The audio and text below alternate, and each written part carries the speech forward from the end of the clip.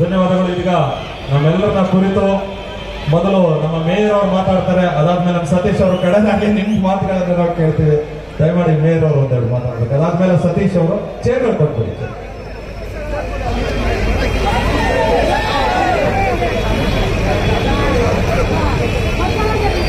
ಎಲ್ಲರಿಗೂ ನಮಸ್ಕಾರ. ವೇದಿಕೆ ಮೇಲೆ ಆಸೀನರಾಗಿರುವ ನಿಮ್ಮೆಲ್ಲರ ನೆಚ್ಚಿನ ಹಿರಿಯರಾದ ಅಣ್ಣನವರ ಪರಿವಾರದವರ, ನಮ್ಮೆಲ್ಲರ ರಾಘಣ್ಣನವರೇ,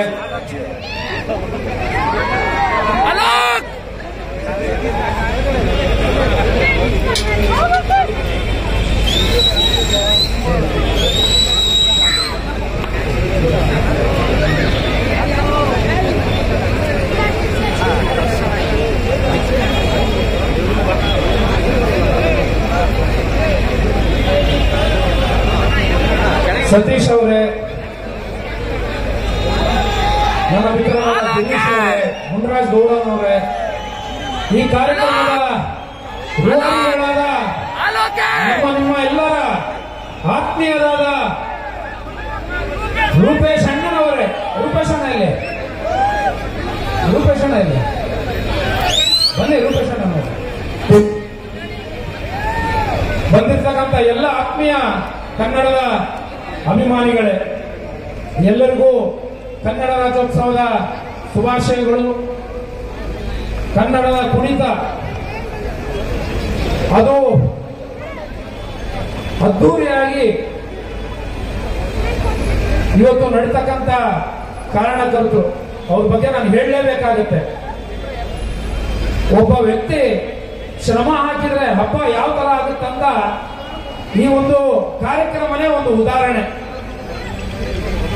ಸುಮಾರು 15 ದಿನದಿಂದ ರೂಪೇಶ್ ರಾಜಣ್ಣನವರು ನಾಯಕತ್ವ,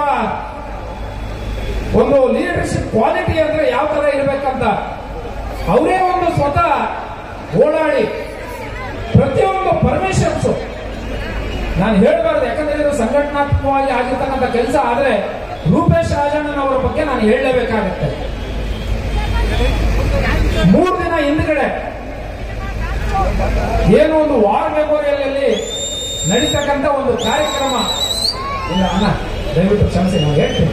ಯಾಕಂದ್ರೆ ಒಬ್ಬ ನಾಯಕ ಯಾವ ತರ ಶ್ರಮ ಆಗ್ತಾನೆ, ಯಾವ ತರ, ಯಾಕಂದ್ರೆ ನಾವು ಇಲ್ಲಿ ಬಂದು ನೋಡ್ತಕ್ಕಂಥವ್ರಿಗೆ ಒಂದು ಆನಂದ, ಒಂದು ಕಾರ್ಯಕ್ರಮ.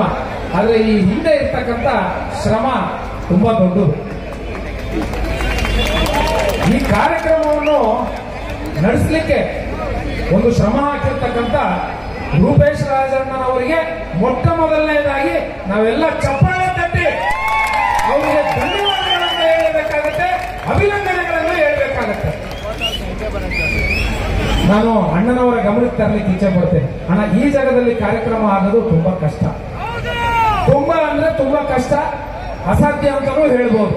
ಅಂತ ಅಸಾಧ್ಯವಾದ ಕೆಲಸವನ್ನು, ಕಾರ್ಯಕ್ರಮವನ್ನು ರೂಪೇಶ್ ರಾಜಣ್ಣನವರು ಮಾಡಿ ತೋರಿಸಿದ್ದಾರೆ.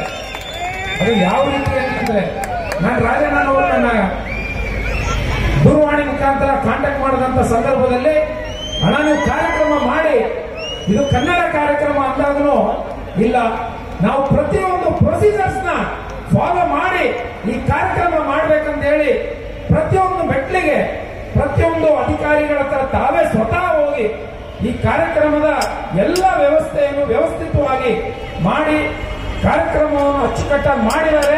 ನಿಮ್ಮೆಲ್ಲರ ಪರವಾಗಿ ನಾನು ಅವರಿಗೆ ಧನ್ಯವಾದಗಳನ್ನು ಹೇಳ್ತಾ, ಯಾಕಂದ್ರೆ ಕಾರ್ಯಕ್ರಮದಲ್ಲಿ ಹಿರಿಯರು ಬಂದಿದ್ದಾರೆ, ನನ್ನ ಮಾತಿನಿಂದ ಅವ್ರ ಮಾತು ತಾವೆಲ್ಲ ಕೇಳಲಿಕ್ಕೆ ಬಯಸ್ತೀರಾ.